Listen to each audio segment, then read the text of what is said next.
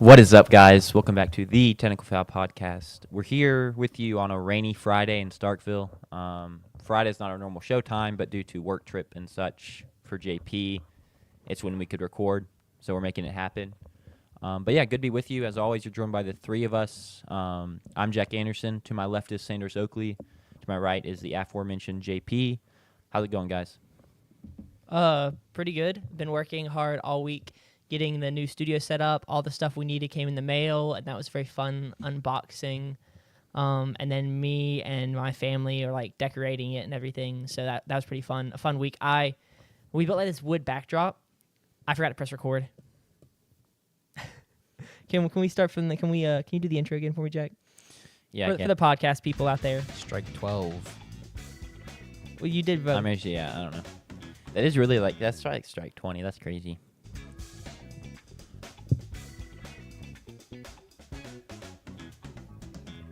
And we are back. Take two, as our tech guy screwed us over. Forgot to hit the record button. It happens, I guess. But yeah, we're here. Talking about strikes, did y'all see that I accidentally put Giants instead of Giants? It was Giants on the TikTok we made. I saw some guy comment that. But yeah, welcome to Technical Fowl. You're here with the three of us. I'm Jack Anderson. Sanders Oakley, who may or may not be our tech guy, is to my left, and then JP is to my right. How's y'all's week been? It's been really good. I've been working on getting the new studio set up, building the backdrop, decorating it. On Wednesday, I think it was Wednesday. Yeah, whatever day. Me and my grandmother spent 4 hours building like the wood backdrop. My hands were like red, and I was so dirty and covered in sawdust, but it was so satisfying. That's the hardest I've had to work like on a project in a long time. So it was good to be very sweaty and like covered in sawdust, because that's like kind of how I grew up, was like doing projects like that. So it felt very fun, very reminiscent of my childhood. JP, your work trip, you want to talk about it? Or, sorry, can you not talk about it? Legally, I can't. Yeah. You can talk about his other activities. Can we get a thumbs up, though. thumbs down? Is that It was thumbs up? Thumbs up for the work trip. A lot of driving, but a lot of gambling in the state of Tennessee. So we're set for the season. Everything that's needed to be placed is there. And we'll go through those as the season goes on. Nothing on the 4 teams we'll talk about today, so nothing to mention of them so far. But plenty of units are out there, and I look forward to the income throughout the fall and spring semesters. Fair. Yeah, my week was pretty good. I'm going to have to go and take my number 1 crown back in the chat from Chromie. He stole it from me. Yeah. What a jerk. That's tough. But yeah, I like to point out I'm currently drinking a threesome of antioxidants and full uncensored flavor. Get your mind out of the gutter. That's a full quote, but it's pretty tasty. It really is a threesome of antioxidants and flavor. You just did an ad read for free, Jack. Yeah, but it's pretty funny. So yeah. Maybe they don't even know what the product is, to be honest. I mean, that's true. I never said the name. As long as you keep it turned around and don't show the front label. If you know this product, you know who you are. Yeah, and honestly, Sponsor sponsor us. That'd be pretty sick. On the docket for the show today is the AFC East. We already did the NFC East. We're down to, so we have the AFC East, and then we have 2 more. We go out west to finish it off. Kind of crazy. We have to talk about the most contentious division last. Did not realize that would be how it was going to work. Contentious one player. I don't know. We were getting heated about. Oh yeah. There's two players. Buckle up for that AFC West show, because it's probably going to be 2.5 hours. But I digress, because that's not what we're talking about today. Today we're going to be talking about the Bills, the Dolphins, the Jets, and the Patriots. There we go. Got there. Yeah. Do we want to go and get rolling? Yeah, I'm ready. Yeah, I'm down. Bills are first. B is very early in the alphabet. Yeah. But one of the first teams in the NFL. Yeah. Whichever one of y'all have the Bills, take it away. That'd be JP. That would be me. They're technically the 3rd behind Atlanta and Arizona. Buffalo had an aggressive offseason, going after a ton of win-now moves while using the draft to bolster their defensive depth. Buffalo's offseason additions will rely on players who have shown big ceilings but come off big injuries. Joey Bosa was signed this offseason after being released by the Los Angeles Chargers. Bosa played in 14 games last season, which was his first really healthy season since 2021, where he had 10.5 sacks. Bosa has dealt with multiple injuries over the past 3 seasons, which has caused a significant drop in production. He hurt his calf in OTAs already, and the Bills are taking extreme caution with it. He'll be participating at training camp, but it'll be questionable whether or not he participates fully throughout training camp, which could really hinder his start to the season. The Bills also added Shaq Thompson, who has just played 6 games over the past 2 seasons, but 3 years ago was one of the best linebackers in the league from Carolina. Buffalo also added receiver help to make up for the losses of Amari Cooper and Mac Hollins, signing Joshua Palmer and Elijah Moore. Palmer got 3 years for $29 million, making him a valuable part of the weapons for the 2024 MVP, Josh Allen. The receiver room has now been another year without Stephon Diggs, and last year, Sanders, if you will pull up that graphic, there was production all across the board. Jack, I don't know if you've seen it, but if you haven't and you don't remember it, who would you guess is the second leading receiver from a yard perspective for the Bills last season? Last season, was it Keon Coleman? It was. It was Keon Coleman, surprisingly, with only 29 receptions, which was 6th on the team in receptions. He had 556 yards and 4 touchdowns. Khalil Shakir was the weapon for Josh Allen throughout the season, the safety blanket. The slot receiver had 800-plus yards and 4 touchdowns on 76 receptions. The next closest on the team in receptions was Dalton Kincaid. And they had 9 players with 250 receiving yards or more last season, including 2 running backs, 2 tight ends, and 5 receivers. Truly remarkable what the team was able to do from a wins perspective. And this is the reason Josh won the MVP last season. Pull up Josh's numbers from last season. 3,700 yards, 101.4 passer rating, 28-7 touchdown interception ratio. And the big thing, he was also productive on the ground, 530 rushing yards with 12 touchdowns, many of which were not the tush-push like Jalen Hurts. They were 5-yard little goal line rushes. Josh Allen wins MVP. And yet the Bills get into the postseason. They win 2 playoff games. They're in the AFC Championship. They have the ball with the lead, and they can't get 10 yards on 1st and 10. And more importantly, they couldn't get a yard twice. Now, whether or not you think they got the first down, which I do think they got the first down in that game, Buffalo was unable to get it done against Kansas City again. Guys, what are you looking for from Josh Allen and the Bills this season?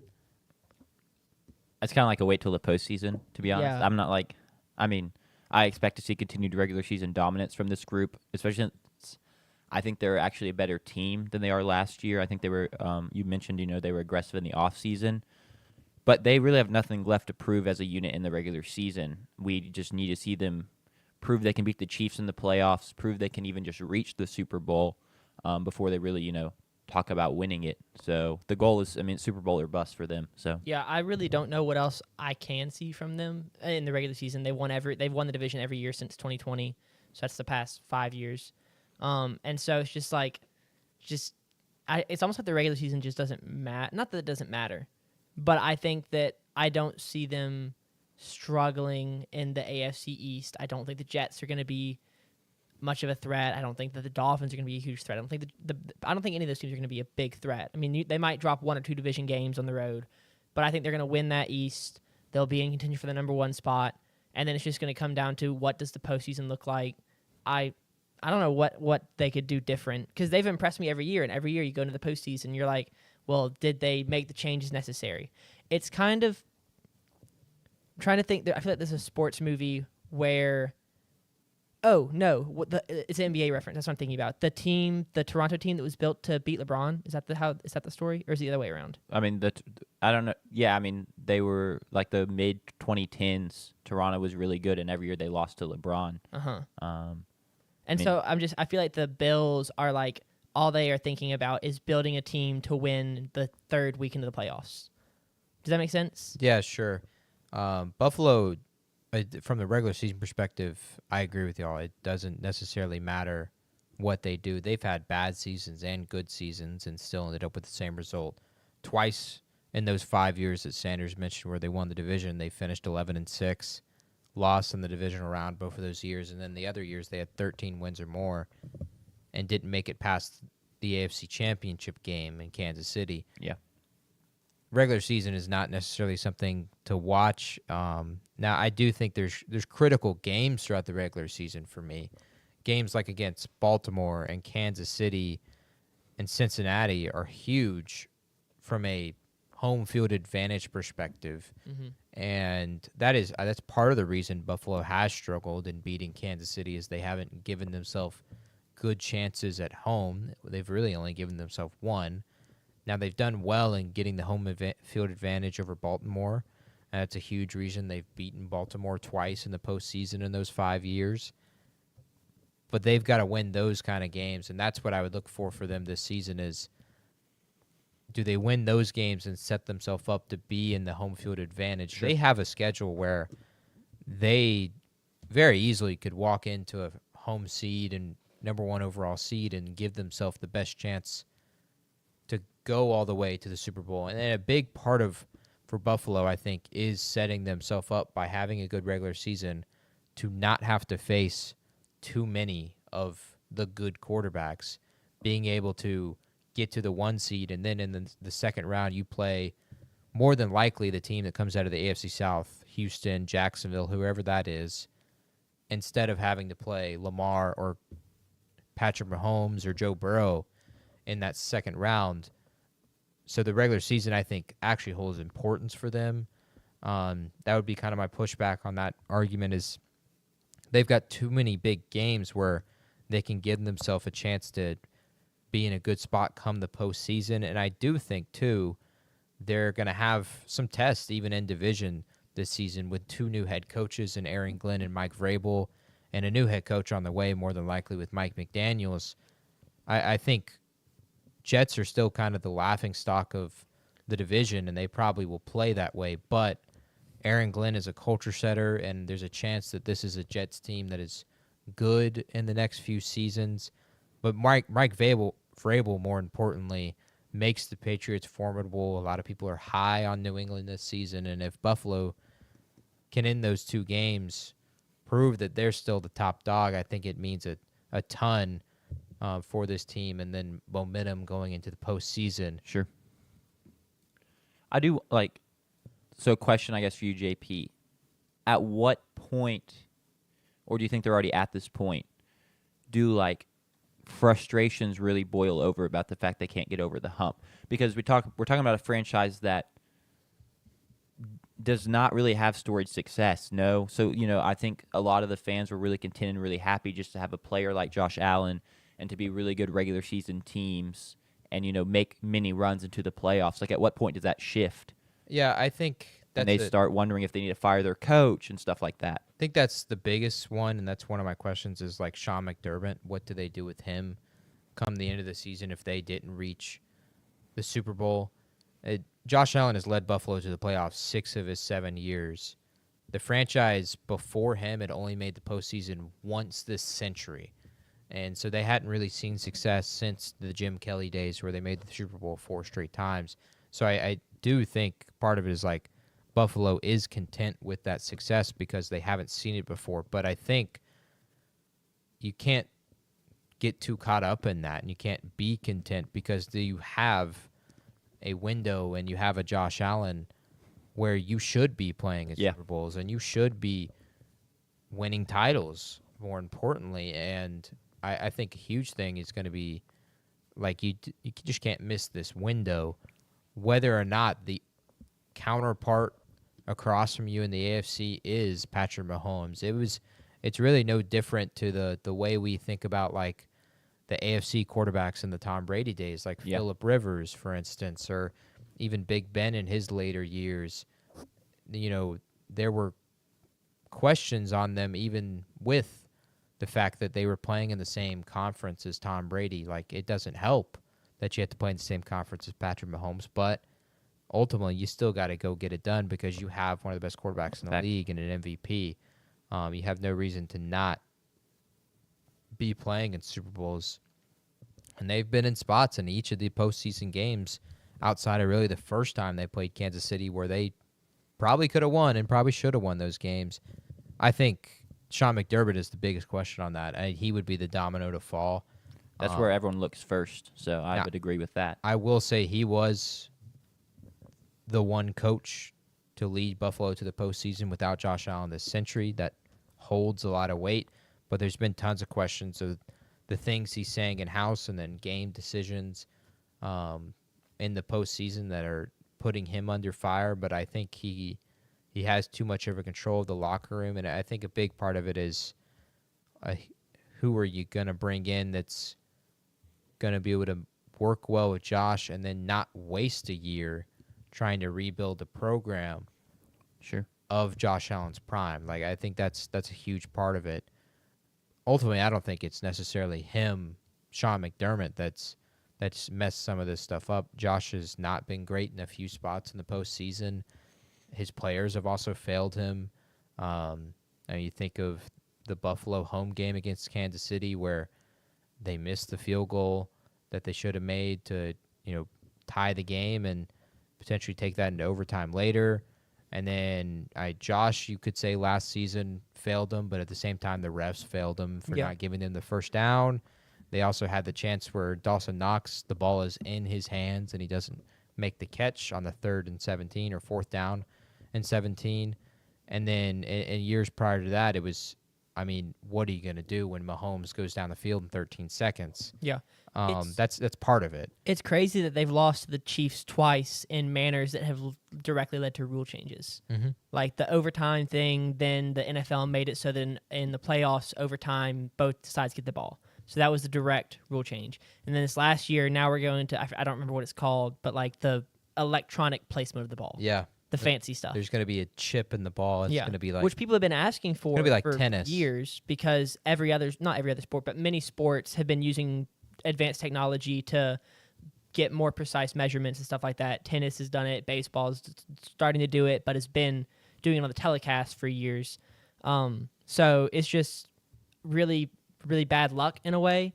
But how many years, I guess, of bad luck at what point does bad luck stop being bad luck and it's just like, well, something's missing? Well, I don't think they're there yet. It's also thinking like whether it's bad luck or a player makes a mistake, yada, yada, yada, it always is going to come down back to the coach as like the first domino to fall, right? Yeah. So I honestly disagree that like it may not be his fault, but he is likely the first domino to fall. I think you're right there, JP. Yeah, looking ahead to this season, a big question is going to be the receiving room again. Sanders, you want to pull that graphic up. Their receiving room this year is, again, another cast of characters, and the way that the fantasy football fans are drafting right now is saying that this is going to be another year of – you don't have it?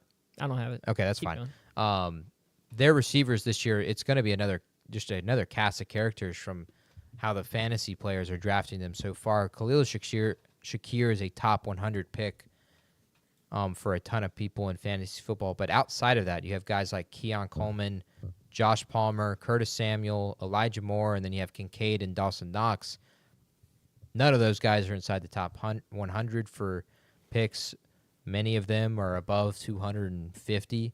And so this is going to, I think, again, be another group where it looks like that 2024 season from a stats perspective, where you have a ton of guys that are getting numbers and putting up production. I'm interested to see a second-year step from Keon Coleman. Fact. I think Buffalo Bill fans are interested to see that, and much of the NFL is really looking forward to potentially seeing that. He was obviously not very productive. Most of his yards were on big plays. He averaged over 20 yards of reception. Exactly. Like, it was insane. On 30 catches, 29 catches, 19 yards per reception, which was the highest on the team by far. It is good that he is that kind of weapon for Buffalo, but I think they would love for him to become more of a consistent threat, a guy like how Stephon Diggs was, where he could also catch the 7 yards and take it off to the end zone from there. It would help a ton because as a quarterback, like, you want your receivers to make those kinds of plays because it makes it easier on you. When you have to go for chunk plays, you don't necessarily have to throw it 35 yards down the field. You can hit Tyreek Hill on a little 2-yard in route, and he takes it to the house. You need stuff like that, and hopefully they get that from Keon Coleman. Joshua Palmer is going to be interesting this season for them. He signed a 2-year contract, if I'm not mistaken, coming from the San Diego Chargers. He's still very young at 25 years of age, and he had some decently productive seasons for Los Angeles. There's a guy in our group chat that's really high on Joshua Palmer. McBride, he is really high on Okay, Joshua I was about Palmer. to say, I didn't know. That was my guess because I didn't know who else it would be, but I didn't actually know he was. And, I've kind of had pushback with that on him, but Joshua Palmer is more than likely going to be the third receiver unless Elijah Moore can kind of take a step for them. But the way it's looking right now from a fantasy football draft perspective, they do not expect Elijah Moore to be that kind of weapon for them. Looking at the season itself, with the additions they had on defense with Joey Bosa and Shaq Thompson, this is, like Jack said, I agree, a more talented team than last year's. It was really kind of a statement that Josh Allen was able to lead this kind of team and this cast of characters. I mean, think if you put Justin Herbert on this team, how good would they have been last season? Be honest, how good would they have been? Pretty good. Yeah, They probably. they wouldn't have been as good. Would they have made the playoffs? Oh yeah, That's crazy. I also think they would have made the playoffs, yeah. largely because of the division that they play in. Fair. Yeah, this team is going to be very talented, and I think, like I said, they're going to be in a great spot to potentially go on a run and get the 1 seed very easily. We're all very high on them at 14-3 for each of us, and our Bills fan is there at 14-3 as well. I do want to say that an interesting question will be how they play on the road. They have not been a good road team the past 5 seasons. If you have that graphic, throw that on there. Okay. The Bills in the last 5 seasons were 26-15 on the road and 35-7 at home. And so if you're looking to pick losses for Buffalo, it's more than likely going to be road games for them this season. They don't necessarily play with the same firepower. And then also the home field advantage is a huge aspect for them throughout the season, especially as you come down the stretch. So looking at their schedule, guys, are there games that stand out to you? I know I've already mentioned the games with Baltimore and Kansas City and Cincinnati, but are there games that you're looking forward to this season for Buffalo? I mean, I'll say it again. The week 1 against Baltimore is very important for them. I think it's a place to make a kind of a statement, like you said. But it's also very exciting that we get that matchup week 1 to kick off the season on Sunday Night Football. So that's kind of the big. I mean, that automatically stands out to me in terms of how I have them. I have them losing to the Falcons, so I'm kind of circling that game as a hope I'm right game, pray I'm right game. That's a Michael Penix I'm here game. We'll see. So I will be in the building for that game, so I'm very excited for that game as well. But yeah, that opening game against Baltimore is huge. I mean, Kansas City is always going to be a big game for them. So It's very lucky they get both those teams at home. And then I feel like after that Kansas City game, the back half of the schedule, I do have them losing twice in the back half of the schedule, even though it isn't, I feel like, way easier than the front. But I mainly, just don't feel like it's that hard of a it's schedule. not that hard to of be a honest. schedule. It's like the 2 hardest teams are in the front half. Baltimore week 1, Kansas City week 9. we get to play Philly week 17. I will say. Oh, never mind. I take it back. I missed them. I don't know how I didn't see that down there. It feels pretty balanced. You play Baltimore week 1, Yeah. Kansas City week 9, Philly week 17.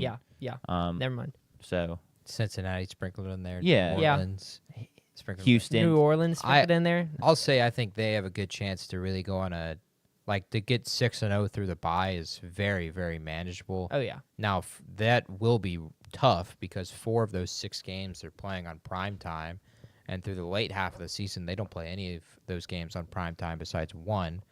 And so it's going to be a grind through those first 6 weeks, and it's a really well-timed bye for Buffalo. Week 1, they play on Sunday Night Football. 3, they'll be on Thursday Night Football. 5, they're on Sunday night, and then they're back on Monday night, then they're in a bye. If they get past Baltimore, I think this is a team that could really rattle off a ton of wins. I have them starting the season 10-0, getting past Baltimore, beating Kansas City in the regular season like they always do, and then getting to week 12 where they'll play at Houston on Thursday Night Football, and that's where I have them losing their first game. But those first 6 weeks, you're going to see a ton of Buffalo and a ton of Josh Allen, and that's exciting to see. They're a team. Who doesn't want to watch Josh Allen? He plays excellent football for the most part. And it's crazy looking back on Josh Allen's career. Like, you think of, like, his first playoff game against the Texans where he tried to throw the ball backwards and turned it over, and it was just really a nightmare, and they choked against Houston and Deshaun Watson. And now to get all the way to this far where he's coming off an MVP. Yes, they had the brutal loss to Kansas City, but he married Haley Steinfeld. Not Harry Styles, but Haley Steinfeld. Dude, that would be crazy news. This offseason. And breaking news, Josh Allen marries Harry Styles. Yes. So Josh Allen, you would think, is very motivated for this season, and I think he's going to play that way. Or is he no longer motivated? I think he's motivated. I think so, too. I think he's got a good chance to win the MVP again this year. I don't think I would bet on him, though. But I think he is in a great spot to potentially win another MVP this year. And we're excited to see him. We all got him at 14-3 as a group that puts them at 16-1. Yeah. I haven't looked at y'all's Patriots predictions, but we all have them losing to the Patriots.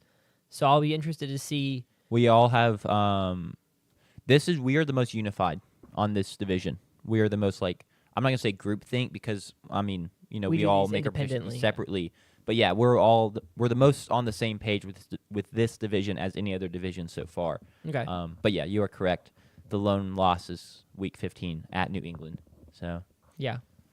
What if, like, you go to the Patriots page and, like, JP has been going like 2-15, but one of the wins is against Buffalo. I mean, I've got the Jets beating the Bills, and that's parity just, like, league. Parity league. It is just a week 2 in New York. I was just like, I'm just gonna pick a freak game. You gotta hope Justin Fields doesn't stub his toe because he'll have to get carted off. Hey, we're not talking about the Jets yet. We're not talking about the Jets. That was crazy, man. All right, do we want to move on? Yeah, we're good on Buffalo. Shout out Buffalo. Ready to move to Miami. It's been a fun start to the decade for them. So. I can't wait for Week 6 to watch them. He can't get it back. Yeah, Jackson's trying to get that number 1 thing back, the number 1 crown, but he's still sitting at a solid number 2. I feel like maybe emotes don't help as much. I don't know. Yeah, we need actual content, Jackson, not just chicken emojis. I mean, that fits the theme, though. True. He's repping the brand. Sanders, if you want to take away, my bad. Miami this is Dolphins. your team after all. Not my team in that way, but can we get a fins up, Sanders? It is your team. I will not be in both ways. You don't have to be ashamed of the Dolphins. I know they've had a bad couple seasons, but just be proud of your fandom. Come on, give the fans what they want. Kind of crazy to be fins up. This low on your team. I know. Hold on, I don't even remember what I had. I am pretty low on them. It's just I just don't think it's gonna be good. But we'll get into that. The Miami Dolphins finished 2 games out of a wild card spot last season and continue to be stuck in the same situation they've been in for the past several years. Their season goes how Tua goes, and right now it's not going well. He missed 4 weeks for concussion last season, which was his 4th since being drafted in 2020, and then missed the final 2 weeks of the season with a hip sprain. When Tua is healthy, wheeling and dealing to a position room that is among the best in the NFL when they're all clicking, the Dolphins are a perennial wildcard team, but when they field the backups, the floor is much lower. Since Tua was drafted, we have seen 5 other quarterbacks start these games. I'm going to go find that graphic, hopefully. Yes. Nope, that's not it. Down. Thank you. I got it. There we go. Appreciate it. We've seen those 5 quarterbacks. When they start, the Dolphins are 14-21, with 3 of those 5 averaging under 200 pass yards per game. On the O-line, the Dolphins bring in James Daniels, who posted a PFF grade of over 90 last year on the offensive line, and then only allowed 1 sack and 1 QB hit. The question will be, can the Dolphins, with the young guys, step up? So you've got 2024 second-rounder Patrick Paul and 2025 second-rounder Jonah Sava-Inaya. I think I said that right. I put the phonetic pronunciation in there. Sava-Inaya. So my first question is a 2-for-1. It's the O-line and the quarterback in one. Will the O-line be able to protect Tua and keep him healthy? I have a little bit of optimism that the O-line will play better or well. I don't have any optimism that Tua stays healthy regardless. It's still a physical game. He's very injury-prone, and he combines that with not the smartest decision-making on the field in terms of protecting himself. So I expect an improved O-line, but I'm not going to bet on Tua to stay healthy and play all 17 games. Yeah. I'd hope so for Tua's sake. Same. It sucks to see the injuries that he's had, and again, for like pretty much all of them except one to be on primetime national television. That doesn't help the the narrative and the discussion on the topic whatsoever. And Tua is a great kid, and man, he had a hell of a story in his collegiate career. And to come to Miami, he has rightfully been paid, as your graphic has shown. He's been great when he has been starting and playing healthy, and Miami has been bad when he hasn't been. But I just expect this offense to be really dinking and dunking, and the health is a big question for the rest of the offense as well. It's not a deep group. Does when I was Tyreek looking Hill at it. play enough? Does Jalen Waddle play enough? Devon Achane had injury problems last year. Ollie Gordon was kind of a similar story with Oklahoma State last year as well. And I just got big questions there. And a big part for them is I just don't think they're going to be able to run the ball well enough to be in spots where Tua isn't having the opposing defensive line just kind of tee off on him. And the offensive line isn't good enough to protect him whatsoever. They're good on the interior, but on the exterior, they are not going to be able to match up with the pass rushers that they'll face throughout this season, and I think that's a huge question. And then, like Jack said, Tua doesn't do a well enough job at protecting himself, doesn't get down when he needs to, puts himself in bad spots. Like, his injuries are not necessarily always freak. They're really just kind of, technically you're in the wrong spot at the wrong time, but it is more so it's just like a quarterback shouldn't be putting themselves in that spot. I mean, definitely a quarterback of his stature. You're just more than likely going to put yourself in spots where you're going to get hurt. So the offensive line is a huge question for me, and the health of the weapons, and I just don't think they're going to be able to run the ball well enough. I'll go ahead and tell you right now, I don't think you should pick Devon Achane as high as he's going in a lot of mock. What's his ADP? Do you know? His ADP, I don't know exactly. If you can double check that real quick, Yeah, but I find believe it is in the top 10. And he is, if I'm not Top mistaken, 10? like running back Oh. 3 or 4 on the board. Jeez. Yeah, it's like 13. That- running back 7. That running back seems a 7. little high. I'll state my case for my Texas A&M Aggie legend, Devon Achane. Happy I got to see him play in person here, though it didn't. He had his one career fumble This is in true. Davis Wade Stadium in a crucial part of the game. That's the game. It did. It really was the turning point. Anyway, in terms of drafting for fantasy, he does provide a lot of production in the passing game. True. And he fits the offense really well. That does still seem a little high. But I'm going to pivot off that and say I agree. I'm a little scared about the run game. As much as I love Achane, and I do think he can make stuff happen between the tackles, that's not his game. You're not going to find consistency there with him in between the tackles running the ball. He's a smaller guy. You want to get him out in space.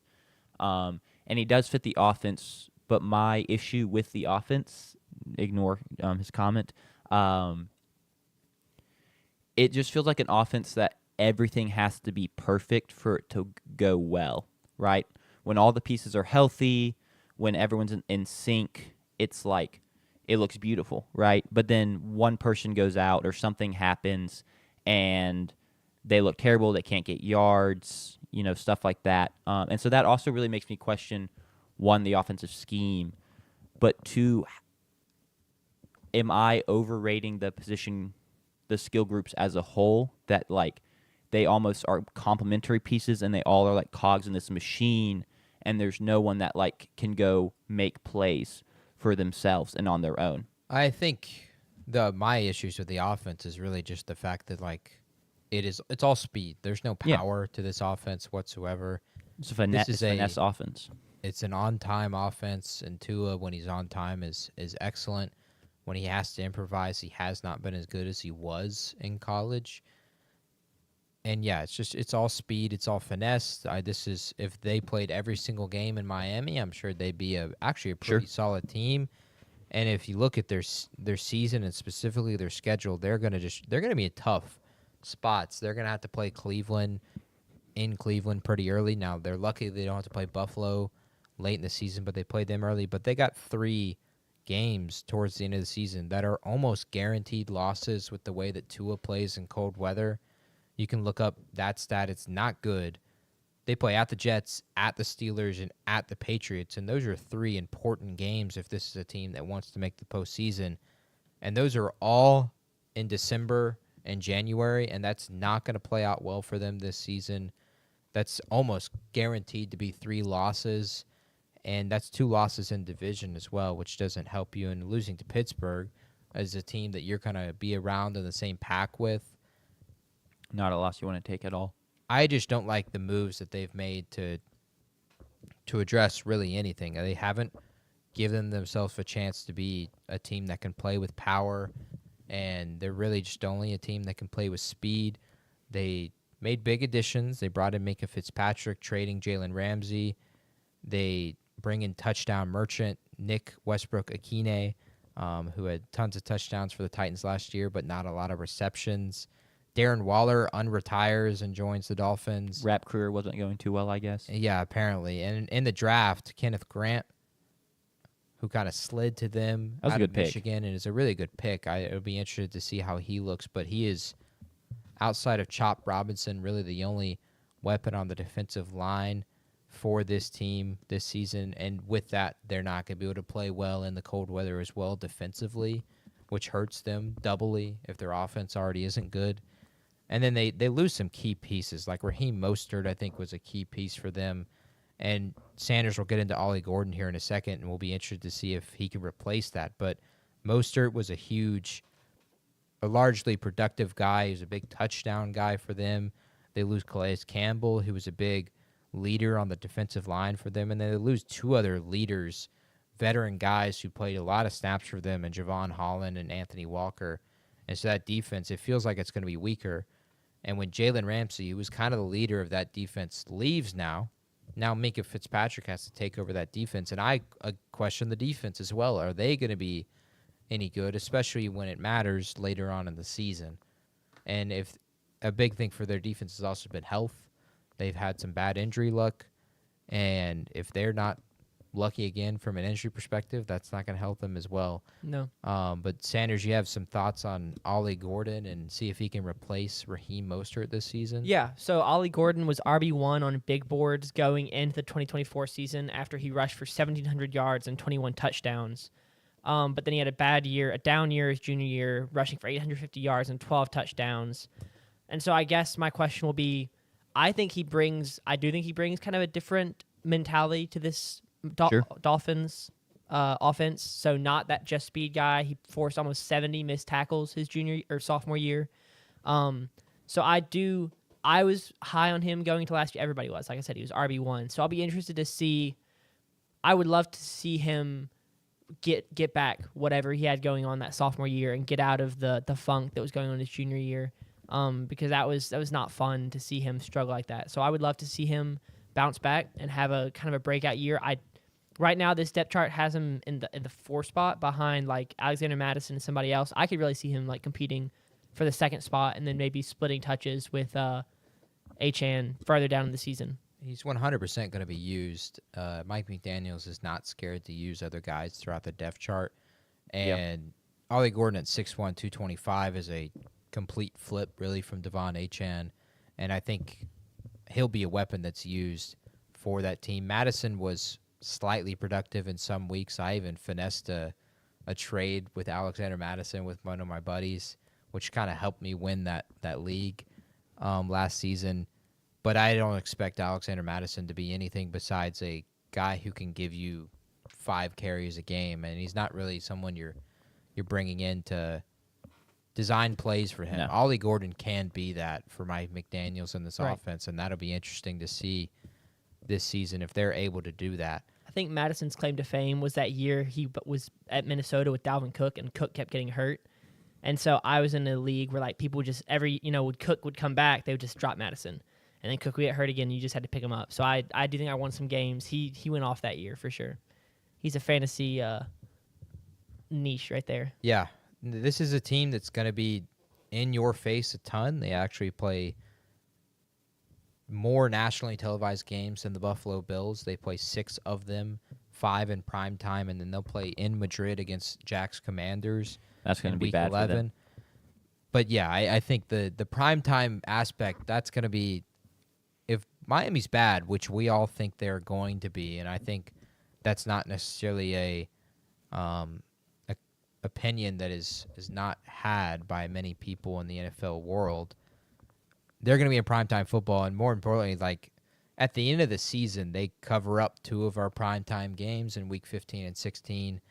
We may not And want to be watching them. Yeah, in that'll that. be maybe that's the night you take the night off from Yeah. watching football, because who wants to see the Miami Dolphins go to the Pittsburgh Steelers on Monday Night Football? in It week should be a 15? good game, close game. It would be fun to watch at the beginning of the season. Yeah. But I think there's a chance both of those teams are 5-8 at that point in the season. So this is a team that's going to be shown on TV. You're going to watch them a ton. And again, that now makes me think of, well, if I had to predict when Tua gets his final concussion and his career is over, it's probably one of these games. It seems like that's par to the course for him, and that's actually kind of unlucky for him, I would say. They're like tempting I would fate agree. with that. Honestly. Yeah, it really feels that way. It feels like, man, like, why couldn't they just be like the Saints or something where they had 0 primetime games? But they're still a hot commodity. A lot of people want to watch Tyreek Hill and Devon Achane, and Mike McDaniels does well for TV ratings. Yeah, it's in theory a very fun offense to watch. But so I guess I get the primetime games from that standpoint. Why it doesn't is- always pan out like that week to week. Why though. is Tua not wearing one of the Guardian caps yet? Well, the Guardian caps.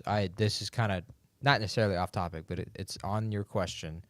The Guardian caps, compared to Tua's helmet, scientifically proven, do nothing different than just the helmet. Wearing them combined does nothing different protecting your head than it would be Guardian cap or no Guardian cap.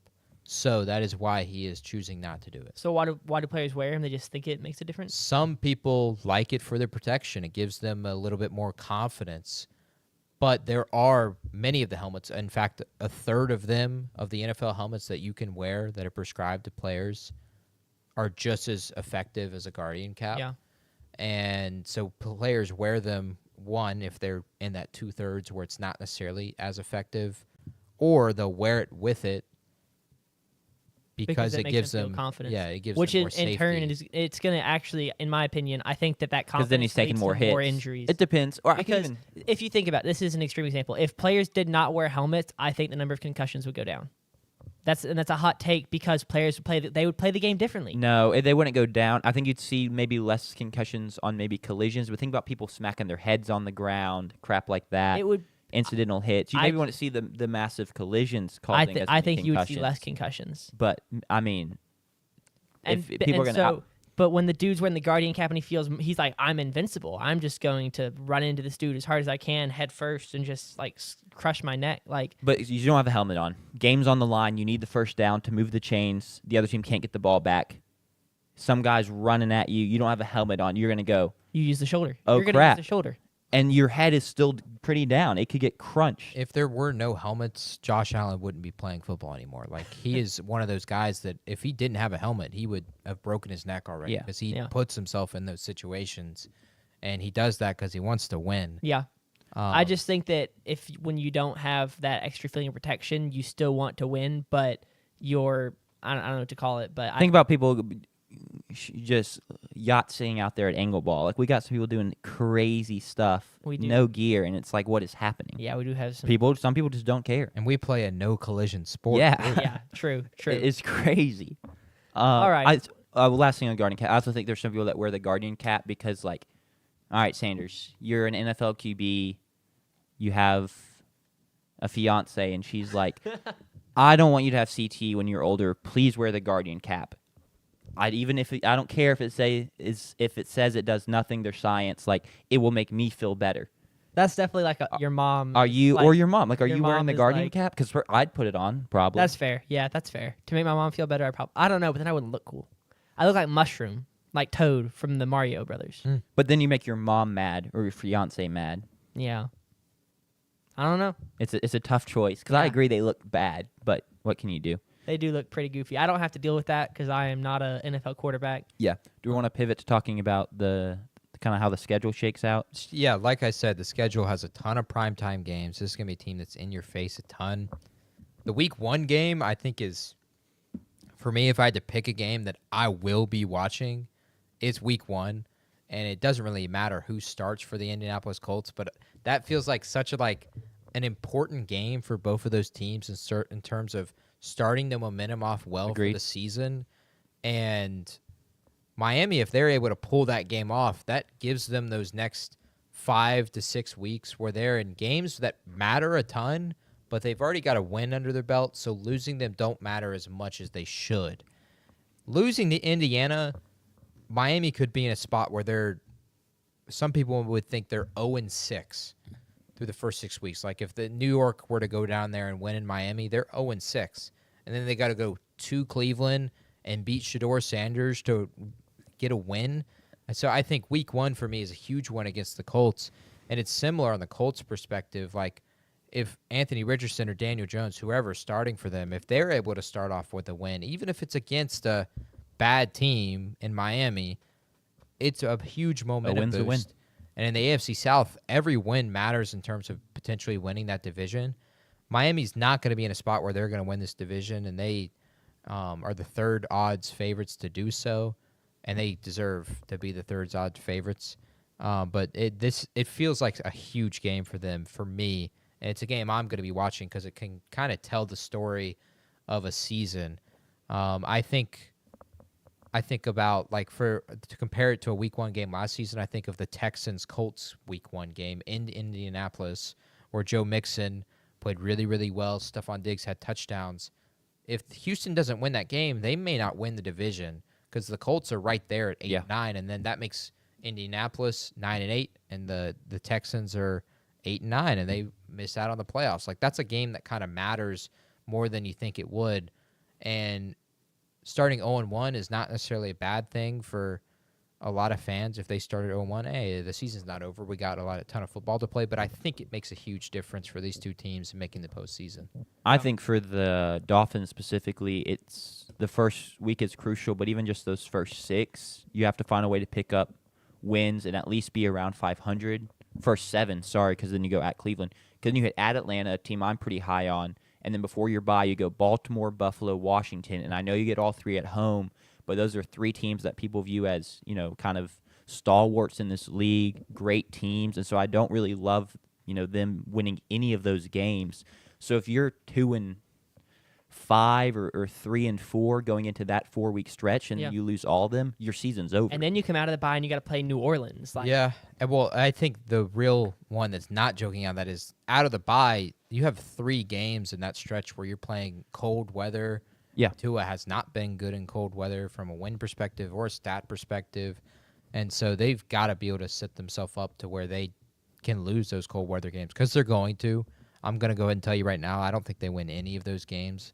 They're just not a team that looks like they could win those games unless Justin Fields has broken his toe again or Aaron Rodgers isn't playing or Drake May isn't playing at that point in the season. Like, that's the only way I think they could win those games. So, yeah, those first 6 weeks hold a ton of importance, and really those first 7 because they got a tough. They're also a team I could see, we start off really bad, Mike McDaniel's out the door, something like that. So. Sure, yeah, absolutely. JP, you said it makes sense for them to be the third favorite to win the division. If Tua gets hurt in the first 4 to 6 weeks, I think, would you pick the Jets to finish ahead of them in the division? Yeah, I think so. Who's the backup? It's Zach Wilson, right? Yeah. Zach Wilson is the backup quarterback who would not really be any better than Tua. Well, no, he would be a lot worse than Tua. Is that what you meant? Yeah, yes, that's what I meant. Not a lot worse. I was about to say, not being... he would be worse than Tua, but he would not be better than Tua. I don't know. Take it as whatever you want. Zach would not be better. Yeah, it's not a good 100%. backup. I do like him more as a backup than Skylar Thompson, for example. But it's still not a great place. He's no Ryan Fitzpatrick, but I feel bad talking about Tua in injuries this much because I really do feel terrible for the guy. Narrative. He's fun to watch. I want him to be healthy because when Nick Saban comes back and it's him and Tua reunited and he's reunited in Miami, it's gonna be a ton of fun to watch. Yeah. So. Yep. Well, that kind of closes it. Do we want to give our actual Miami? predictions because we didn't say our numbers? Yes. Wise. We've talked all about how very we're high not, on them. He's got them going 6-11, where me and JP both have them going 5-12. So, why are you so high on the Dolphins, Jack? I mean, I talked about that tough stretch, but there really is a lot of winnable games on the schedule, and I do think it's a fair weather offense in terms of they don't handle adversity well, but there are undeniably going to be some weeks out there, when healthy, where they go out and they put on a clinic offensively and put up a lot of touchdowns and points to get them some wins. So that's why I have them at 6-11. Through the first 5 weeks, we have, once again, the exact same alternating loss, win, loss, win, loss. So, and then we have another. We all have them. No, we do not. Actually, that's the last game. We all have the same. But we're kind of clicking, guys, with the AFC East. So we can all be wrong together. Yeah. No, we can Or we can all be right. Yeah, I feel pretty good. But see, look, if I'm like neck and neck with Saunders, for example, like that gives me a bad feeling. I'm just kidding. I'm just kidding. What It makes me want to go change my picks. Oh, okay, no. JP was in That's here fair. changing his picks earlier. I was watching him. I had to change. He I had to changed his change pick a with couple. Houston, didn't you? I changed it on the way down here, and then I changed it back, I think. Well, so it's got to the point we've done so many divisions where I have literally had to go back to other teams and change so I can change here, because otherwise, like, I think I would have the Jets with like 2 wins. Wait, so you or something. changed your picks? You changed previous picks? Yeah, we said we were gonna have to. Wow. No, I'm sticking to my guns. I still feel confident. I haven't changed a single pick. I think I've only changed 2. I changed 2 today, and those are my first 2. Nope, I'm sticking to my guns. If past me said something, then I believe it. I don't trust past me at all. So I try and. Let's see who's up. Yeah, I don't really listen to past me. New I guess. England. Oh, let's. Do we want to address Chromio? Chromie's been in the chat, so I feel like we should take a quick second to. But see, Yeah, he's saying what is a load of BS. Well, he's our only commenter. We have to at least address it and say that it's dumb, right? That's what I just addressed it. Oh, okay. No. Well, JP, I'll give you a quick for our listeners on the podcast. One of our commenters has informed us the Dolphins are getting Cam Newton, that they desperately need Kellen Mond, and Devon Achane will win league MVP. Let's see. In the United States, when they mandated bike helmets in some cities, the amount of accidents went up in those cities. So see, he agrees with me that the helmets lead to more injuries than they prevent. Okay. Science backs that. Hold on, I'm grabbing Devon Achane MVP odds. How many diagnosed He concussions? can't did we- find it because it's so Here, low. tell me this. How many diagnosed concussions do we have in the pre-helmet era? 0. It would be Different Science. era. it'd Science. be, That's what I'm saying. People didn't know what a concussion was. Well, we didn't diagnose them. Jack or Chromie. You could 5,000x your money. So if you bet betting $1 on million, Devon Achane. wait, if you bet $1 trillion, you could pay off the national debt. Yeah. At 5,000x a trillion. Yeah. If you bet $1 trillion, you could pay off the national The debt. national debt is 5,000 trillion. No, it's less than that. It's just. But then there'd still be something to go around. You Yeah, can solve world The- hunger. Yeah. I mean, you would bankrupt He has- the betting company. He has the same odds as Shador Sanders, Marvin Harrison Jr., 5,000x. That's crazy. Wait. George Pickens, That's disrespectful. Have it same as Shador Shador Sanders? Sanders. that is- Alvin Kamara, That's Brees disrespectful. Hall, That is disrespectful. 'cause, Garrett like, Wilson. is 5,000x like the It's highest? kind of odds like you the can get? highest it can go. Oh, Will okay. Anderson Jr. So it at plus basically just 5,000x. plateaus. It just plateaus. Really? At plus 50,000. Because it can't go any lower. Yeah. I guess it just reaches. I just would have. I mean, he's a. $10 wins $5,000, so that wouldn't be bad. Yeah. It's just. Except for throwing away $10. Yeah, hit a donation. Yeah. Which I made one of those, but I'm not going to reveal it yet until we get to that point. Can we get a sport and is it NFL? It's an NFL MVP pick Okay. that I will reveal at a Tyler future Shuck to win league MVP. I don't know his odds. 5,000. I would assume it's plus 50,000. 50,000. I Sorry. hope it wasn't anything else. It has to have been plus 50. Like, there's no if that's where it actually plateaus, which is really unfortunate because like I feel like there should be a different category for the people who aren't starting and the people like. It's a shame to bench like one of the best young defensive ends in Will Anderson Jr. into the same bucket as Shador Sanders, a third string quarterback who might not make the full roster. Like, Fair. man, I wish we could have. I wish we'd address that when we did the AFC North of like which quarterback was not going to make the roster for the Browns. We kind of discussed it. We kind of Yeah. discussed who was. I was potentially listening getting to Check the Mic and they were talking about it and they're Kenny Pickett. Not making it? they said Joe Flacco. That was their guess. Oh. They said keep Pickett as the veteran and then keep Gabriel and Shador. I'll reveal one of my Kenny bets, Pickett. though. I did have Veteran of the league. Josh Allen winning the MVP again. I Fair. did have that bet. But then The I odds also on that are have like what? plus 600. Okay. Could you parlay that into this year and next year? 2 years in a row? Is that a thing?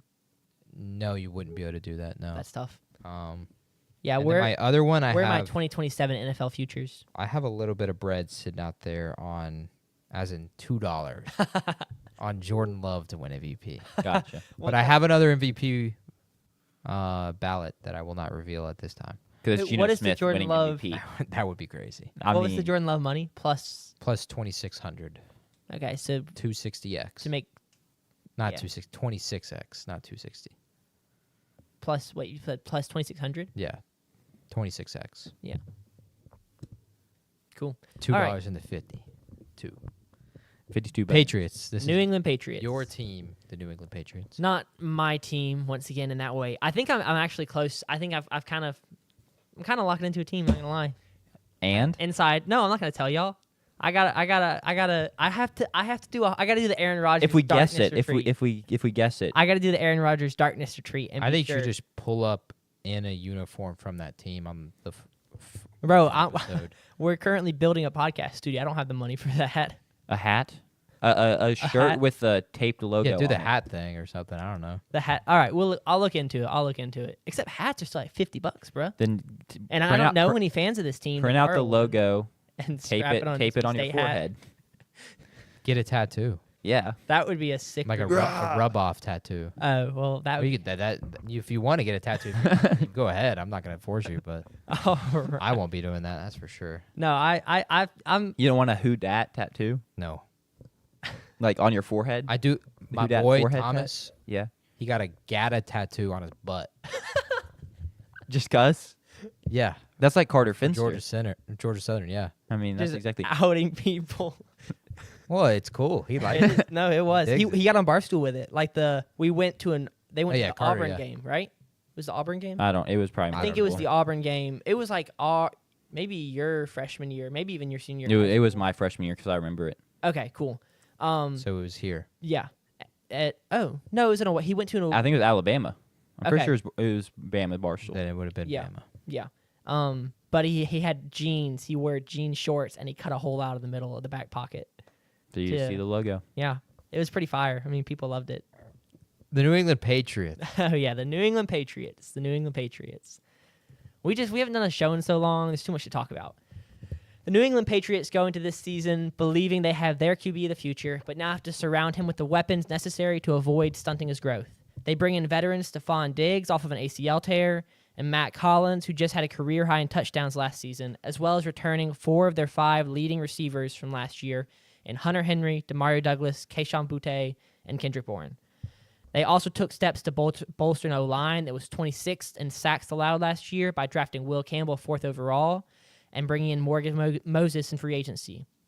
Moses did just post the lowest PFF, or I believe the second lowest PFF grade of his career, but in 3 of the previous 4 seasons, he's finished with a grade of 78 or better. So the Patriots are hoping that he has another year or 2 left in the tank. And then on the defensive side of the ball, the Patriots bring in new starters in Milton Williams, Harold Landry III, Robert Spillane, and Carlton Davis III. To pair with returning stars Jabril Peppers and Christian Gonzalez.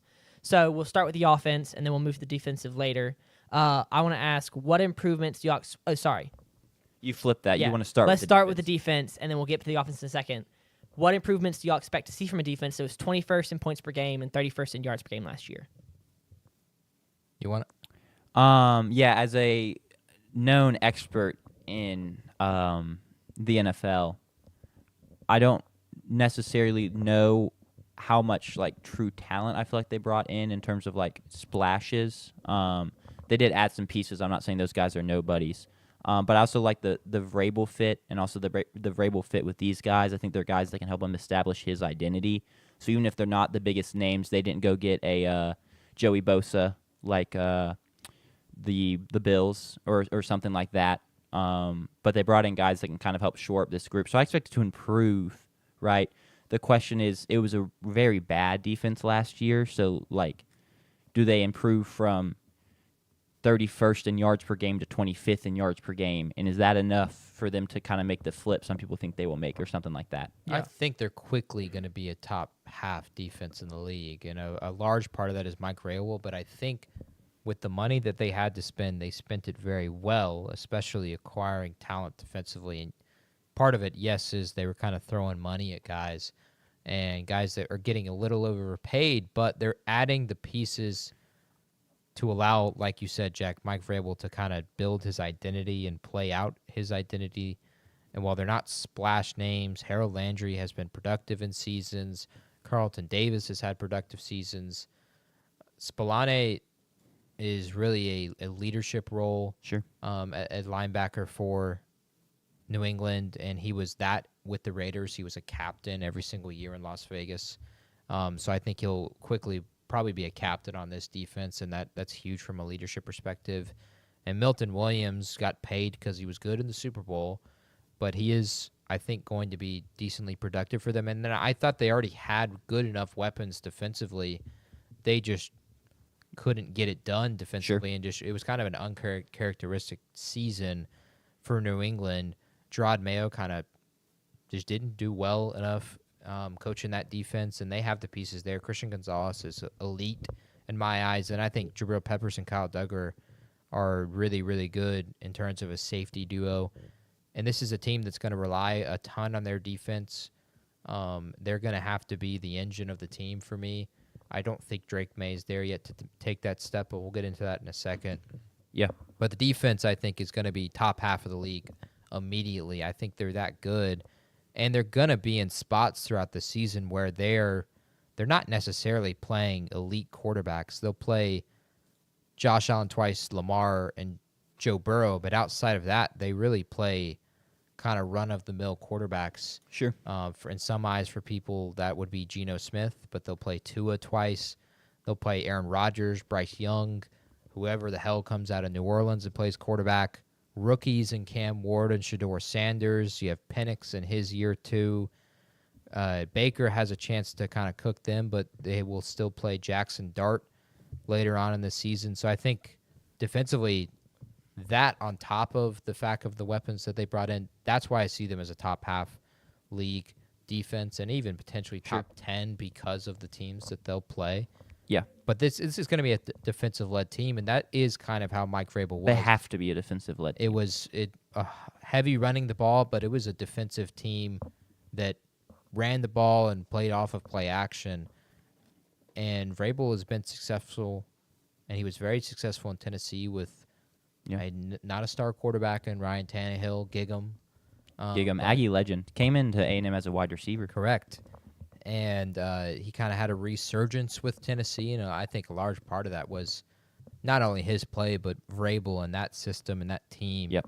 And we'll see if that's something that they can reproduce in New England. And then if New England can get back on their feet and really kind of become a powerhouse in the division again. Sure. Yeah. I do want to, real quick, before we move on to your next question, or you address it, Sanders, kind of just like, I feel like I dogged on their additions just because I was trying to emphasize they didn't make any splashes, but they did add, like, players that you can trust to play snaps and do their jobs and start on teams in this league. So I feel like I came across too harsh, and I wanted to kind of, push back on my own words a little bit. Yeah.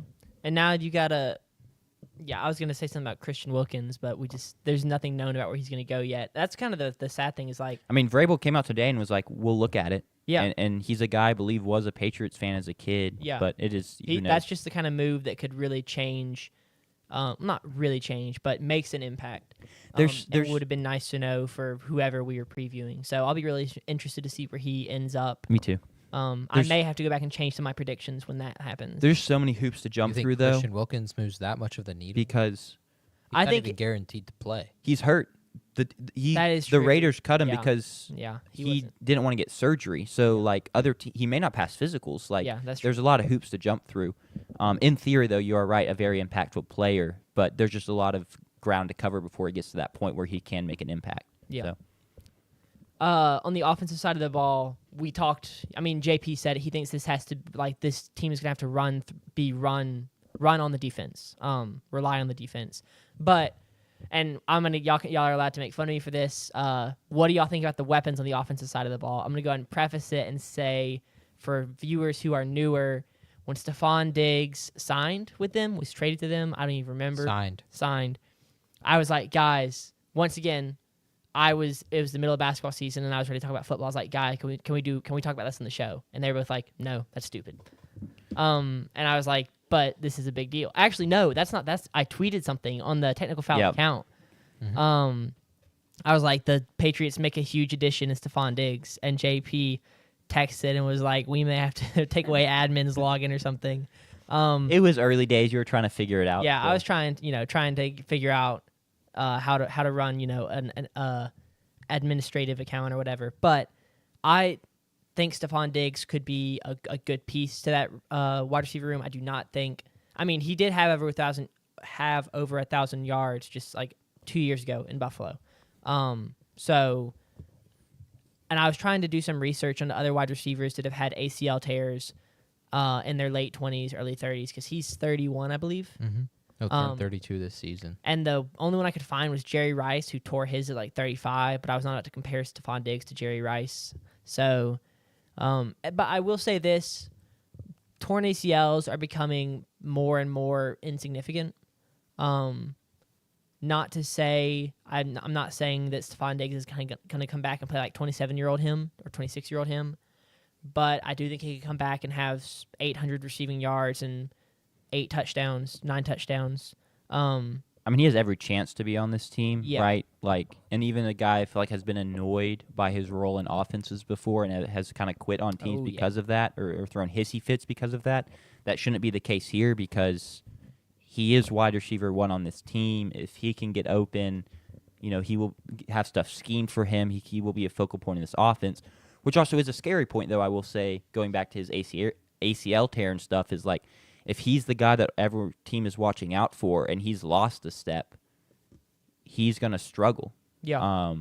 But I don't really know what to expect for him. And back to your overall question, I don't love the weapons that they've surrounded Drake May with. I don't think that there's anything special here.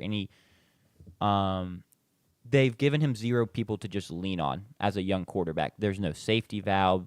Oh, he's got Hunter Henry as a safety valve. You're right, Hunter. Yeah, JP's favorite player, Hunter Henry, safety valve. He is a safety valve. I mean, he's a consistent guy, but I'm just like, who's going to go make plays for Drake May when the going is tough? That's fair. Last thing I'll say about the weapons, I do love TreVeyon Henderson, the pick of TreVeyon Henderson. I think he's someone that'll make an impact first year. Mm-hmm. Someone I'd potentially look for as a fantasy asset. Even though he's just a rookie, I think he could get some run, and he's someone I'm excited about. But it's just not a group that excites me at all.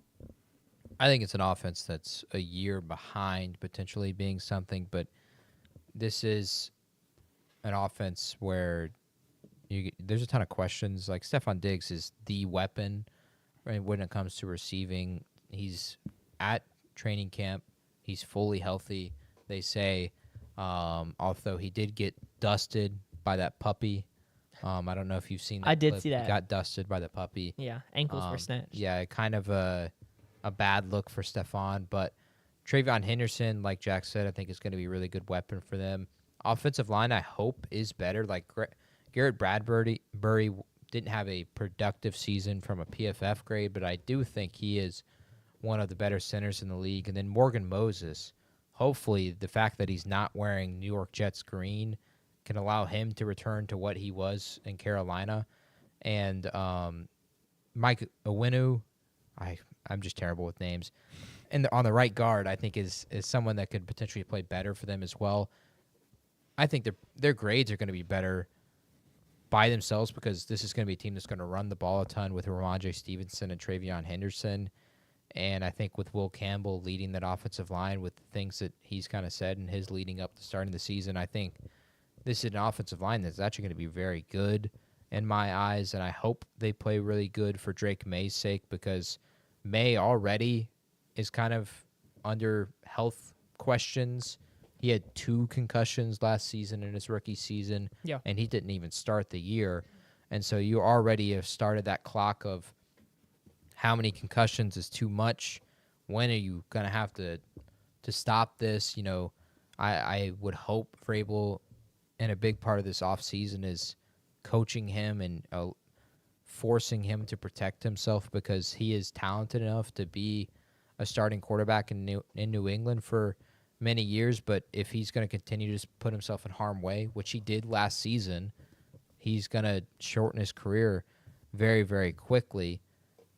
In the draft, all of those weapons were right there to help the offense, and then with Stephon Diggs and Bradbury and Moses, I think they knew that this was a huge question offensively, and I think they've added good pieces, but I don't expect these pieces to necessarily be enough for them until next year. Yeah. I think with another offseason and another draft and another free agency run, and then maybe you see some growth from some players like in the wide receiver room, like they're considering cutting Jalen Polk. Yeah, who was a second rounder last year. Yeah, the second round pick Hurts for my them soul. last year. Hurts my soul, man. Kayshon Boutte is considering being cut as well, and it's just that's his name. It's Boutte. It's Booty. Good It try is though. not. I mean, it fits in the scenario if he's finna be cut.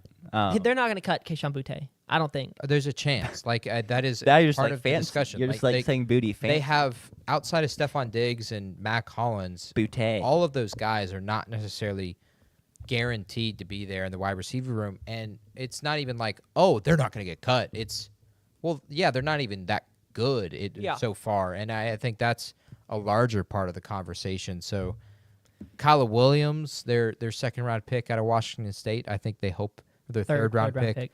They hope for him to be productive for them as well this season, but they're going to need to see kind of growth from this wide receiver group and this offense specifically before I say that this is the offense that leads this team. I think defense is a huge part of the team this season. Yeah, I think it's very fair, and I think Sanders is probably applauding their team-building tactics here / order in terms of their building up that offensive line and then probably looking to get the skill position players in the future. Yeah. I know that's something you've talked about a lot. So yeah, I've talked about specifically offensive line in relation to quarterback because then you avoid your rookie quarterback having 2 concussions in his first season. That's what me and Tucker were harping on going into the draft with Cam Ward. I was going to talk, JP kind of took the words out of my mouth talking about that wide receiver room. They're starting 2 2023 picks. They've also got 2 2024 picks. They just drafted a guy. Like, talking about it them being a season away, I think you're 100% correct because that wide receiver room is so young.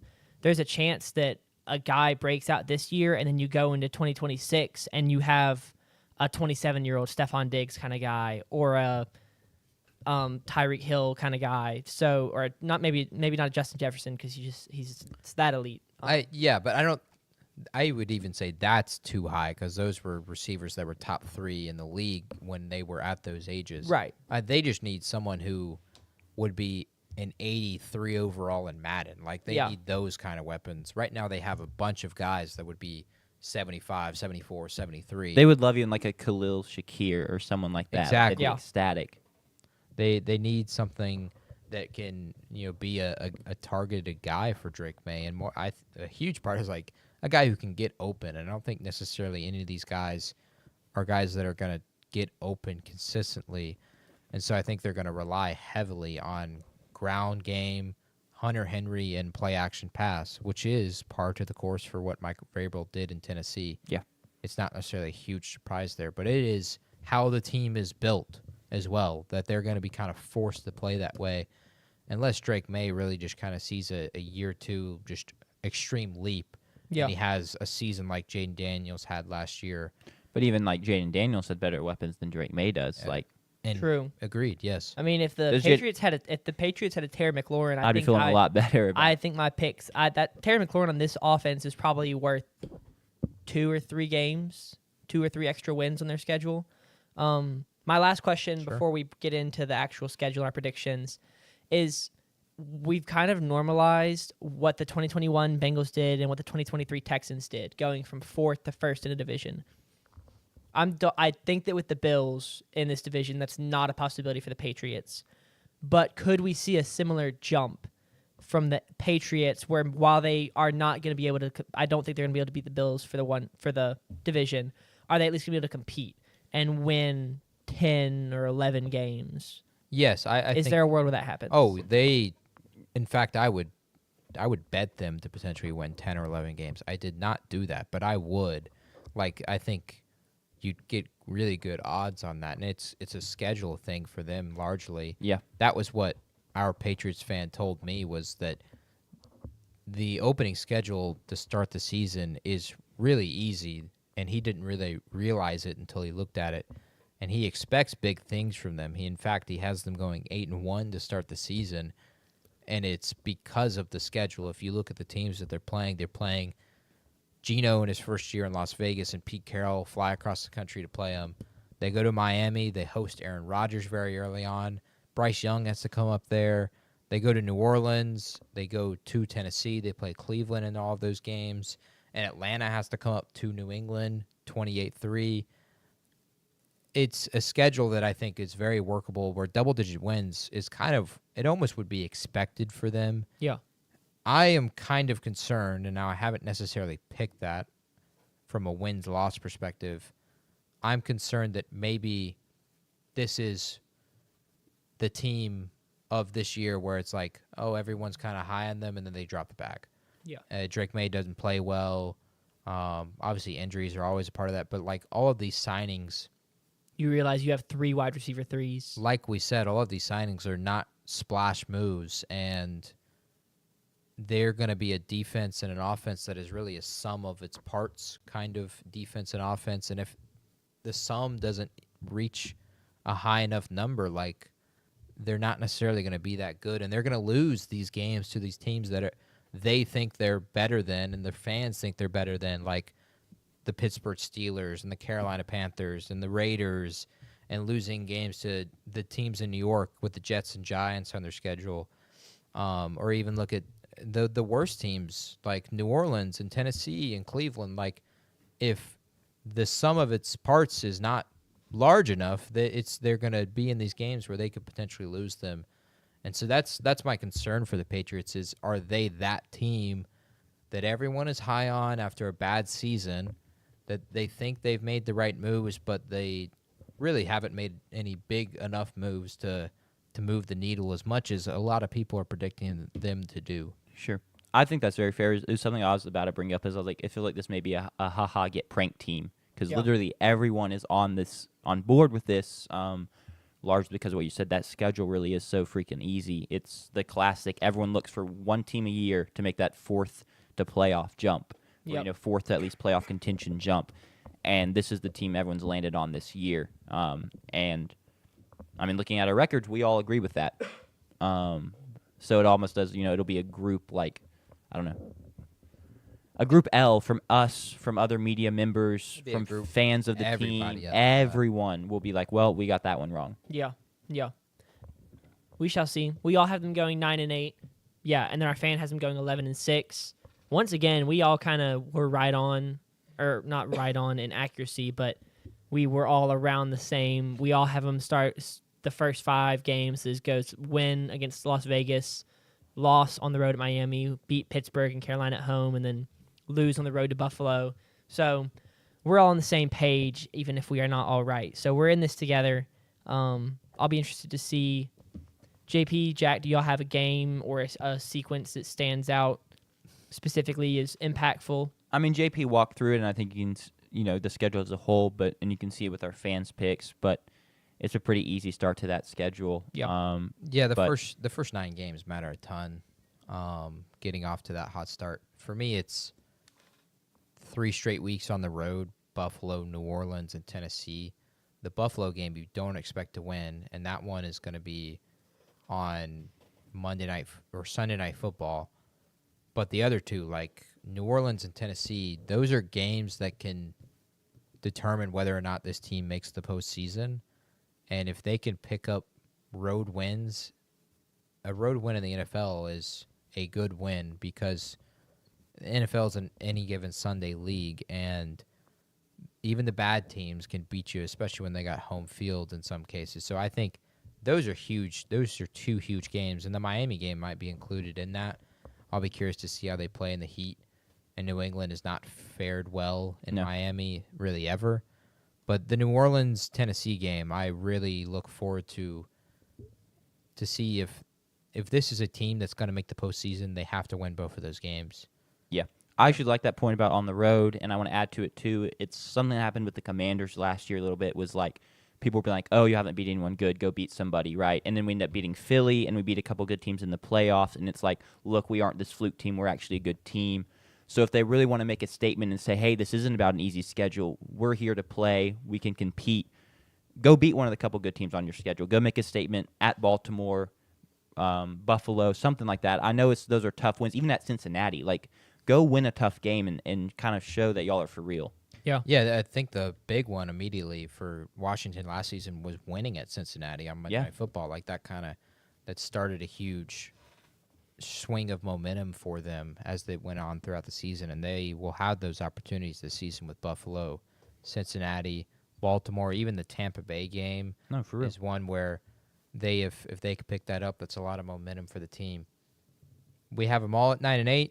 That puts us at having them at 10-7 as a group. So this will be, for all of us, it's our second best team in the division. Yeah. We had the Bills winning the division, and we have New England finishing second.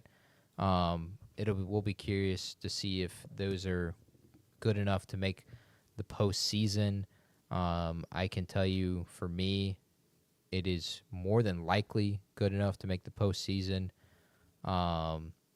or just a game outside. And for the other guys, I'm sure it's about right there. At 9-8 is either you're a game out or you're just barely in, winning a tiebreaker. So I think I'm gonna be too high on the AFC West to get them in. you're gonna have 4 playoff. I think I'm gonna teams have in the 3. AFC. I think I've got Ravens, Bengals. Oh yeah, you have the Raiders Bills, 1-16. So Texans. That's The 4. 3 wins for the rest of the AFC West. yeah, And then I think I'll have the. I'm excited for your 0-17 TikTok on the Raiders. I think I'm gonna have them winning. That's one pretty game. I think I've serendipitous, got man. them winning one game. But I feel like you gotta give the TikTok start of the Raiders are on 0-17. They could watch. go. I'm not gonna say the Raiders are on 0-17. They're not on 0-17 watch. They're not gonna go on You have them 0-17. going 1-16. Yeah, but they're gonna win a game. They're not going 0-17. Why would I put them on 0-17 watch if they're I not? thought I feel like if I you're thought saying you they're weren't a if Geno they go guy. 1-16, I feel like you're kind of being like there is a chance they go 0-17. No, there's no chance they go 0-17. Oh, because your prediction is gonna be 100% right. No, I'm just saying they're gonna win at least one game. Okay. Like, why would I put a team on 0-17 watch when they're gonna win at least one game? I mean, personally, if I'm picking, I haven't picked a 1-16. single team to go 0-17 that I said was 0-17. No, 17. I know that was in my opinion a mistake by you. Not actually. Okay. Calling for teams Would to you go say that is too rage baity? calling the teams are going to go 0-17 when I don't think they are. I think that none of the teams the Titans, the Panthers, the Giants are all on 0-17 watch, correct? Yeah, I have the Giants, Panthers, And Titans. and the Titans. Yes. I think it's a little rage baity. Being especially for 3 teams. That just feels. I'm not saying it's gonna happen. They're just his eyes opened. Yeah, that's fair. They're on the third TV or on a monitor, and he's got a little Yeah, side JP eye at it. JP is going to be watching every Titans, Giants, and I only Panthers need- game very, very I closely. bet on each of those for those teams to finish under 3.5 wins, and I only need 1 to hit to make money. So You should have put imagine a 3-way. That I could see that would have pretty good odds, probably a 20x or so Yeah. a parlay. with those 3. Yes, at least 20x. I feel like it should be higher than that.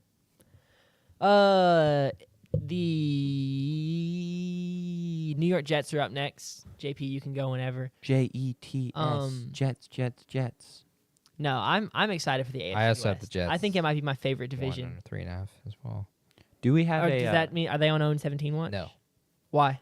I'm higher on the Jets than all of you. Yeah, this is true. I was just there. You don't have them finishing The last. Justin Fields got hurt, and I was like, "Oh, let me grab it before the odds change." And then the odds. got- Vegas knew that it was better. Vegas knew he stepped. I feel like as we were getting reports as he was carted off, he was like sitting on the edge of the cart, like legs dangling, like I didn't see waving to pictures, so people, yeah. being like, "I'm good, like it's gonna be fine." Like he's just taking he advantage stubbed of. his toe. He was taking advantage of a ride back to Facts, the it's hot. team facilities. It's So hot up there in New York in the summer. Sure. He wasn't like on the stretcher, like, and everyone's like, "Oh no," and then he's like, it's my toe." Throw a toe cast on it. Yeah. He stubbed his toe. He'll be fine. I'm not worried. Pretty sure I saw him doing drills today. He was On he's tw- practicing. yeah. Full practice today. Yeah. Yeah, he's fine. Yeah. Yeah, Day to day, still. my butt. Take it away. Wait, hold up, JP. You have this wrong. Your thing is wrong for the Jets. Where? Denver. No, because he hasn't picked Denver yet. So it'll show up green like that sometimes. Yeah. Yes. Okay. Yeah. You're right. Because you're right, I you're have right, that you're as right. well. Yep. Continue. The New York Jets let go of Aaron Rodgers, Devontae Adams, and crew this offseason, firing Robert Saleh during the season last year. And they bring in Aaron Glenn, the defensive coordinator from Detroit, to be a potential culture setter and to lead New York hopefully back to the postseason and quit being the laughing stock in the NFL. Aaron Glenn is a former Jet, so he was kind of a home run hire, and he is really he's a locker room guy. He's going to bring a large part of what Dan Campbell had in Detroit into New York, and he hopes to bring that with this team. New York had a busy offseason, making 3 big moves. Pull up the graphic. Justin Fields signed 2 years, $40 million. And then Sauce Gardner and Garrett Wilson signed 4-year extensions for $121 million and $130 million, respectfully. Now, Respectively. whatever, man. Respectively. The New York Jets put a lot of money into Sauce and Garrett, but they were not necessarily putting a ton of money into Justin Fields. So that's right away the first question of the season is, will Justin Fields play at all this season with the dislocated toe in the first day of training camp? But secondly, will he be the long-term option at quarterback? To get into the numbers, Justin Fields, pull up graphic. In his 4 years in the National Football League, he was not very good. In 3 years in Chicago, he was not good as well. But last year in Pittsburgh, he had some good numbers, only throwing for 110.6 passing yards per game, but he was 4-2 with Pittsburgh with a 5-to-1 touchdown interception ratio. A large part of that offense with Arthur Smith was really like keeping Justin Fields from being put in spots where he could turn the ball over, and he was productive in doing that. But his career it's not been good. He's 14-30 as a starter. Has an average 155 passing yards per game, and his touchdown to interception ratio is 45-31, which for a lot of guys that watched him in college, it has not made sense necessarily. If you can pull up that graphic. In the NFL, he has not been good, 14-30, and like I said, 155 yards per game. You see the touchdown to interception ratio, 19 rushing touchdowns, and that's across 4 years. And 2 years in college, and yes, he was at Ohio State, one of the best teams in college football, great weapons around him, but he was 20-2 for 250 yards per game, a 63-9 touchdown interception ratio, which I don't care if you have great receivers or not. In fact, I feel like with great receivers, you're more likely to throw picks because you're more likely to throw some crazy throws here and there, and you're more likely to force it into windows. But looking back on his career at Ohio State, he was not that kind of player. He was just a player that could make the big throws, deliver the ball on time, and allowed his receivers to really flourish in that. And he was still productive in the ground game, which a lot of people weren't necessarily high on him as a runner coming out of college with 41 rushing yards per game and 15 touchdowns across 2 years. But now he's kind of turned into not even a dual threat. He is a single threat runner, and he is the starter in New York. So my question to y'all is, what do you guys expect from Justin Fields? Is he the long-term option in New York? And, what's kind of the outlook for him this season? I don't view him as the long-term option. I don't think they view him as the long-term option. I don't think he views himself as the long-term option in New York. He's probably telling himself, like, this. I'm going to make a statement, like, this is my year. I personally think that they picked him up as a stopgap, as they maybe look to draft a QB, their QB of the future in next year's class. It's to a 2-year deal, right? Mm-hmm. So the thing of, like, he plays probably fine this year. You can draft your QB maybe next year, and then they don't necessarily have to start right away. You have another year of Justin Fields, because I don't think Fields is this terrible quarterback that can't win you a couple games in the National Football League. Also think he's someone that can be fun to watch with the ground game element. He can make some plays, excite some fans. But I don't really expect a ton from him this year. I don't think that there's the infrastructure there really for him to excel in the way that he would need to for them to potentially look at him as a long-term option. I do like the guy, though. I was high on him coming out of college. I wish he could find a way to make it work because he really was pretty special at Ohio State. So. Yeah, I'm still actually decently high on him. I wish that he kept the starting job with Pittsburgh last year. It didn't really matter. Pittsburgh just was not going to have that much success with either quarterback. But Russell Wilson is just so dynamic. I also had him in fantasy, so I was slightly biased because his running capabilities did provide some utility as a rusher. I will also say this, JP, your stat about the 111 pass yards per game is, I just want to clarify a little bit, it's actually like 184 yards per game. He took 2 knees in games, and so that brings his average down. He had like 1,100 pass yards in 6 games as a starter, and then played 1 snap in 2 games, taking a knee. So it's like 180, which is still not great. A lot better than 100. It is a lot better than 111. It's like, yeah, that's a pretty big difference there. I don't think he is the future of New York. But we are seeing guys like Geno Smith and Baker Mayfield struggle for years as kind of this bottom quarter of the league quarterback, and just kind of wander for a little bit. Baker's rookie season with the Browns was better than any season we've seen from Justin Fields, or pretty close. Oh, it was Baker definitely made the playoffs. Yes, Yeah. Baker Mayfield, yes. But Baker Mayfield also had, what I'm about to say is He was hurt. Baker Mayfield, not his rookie year. In the years he played bad, he was hurt. He was hurt his last year. And he had shoulder issues. Yeah, that he had time, his right? shoulder issues his 3rd year, I believe, or fourth year. I don't necessarily entirely disagree with the point you're making. And I'm just also, saying, I think he that's a little had unfair to a Baker. very good offensive line. He had a good wide receiver core.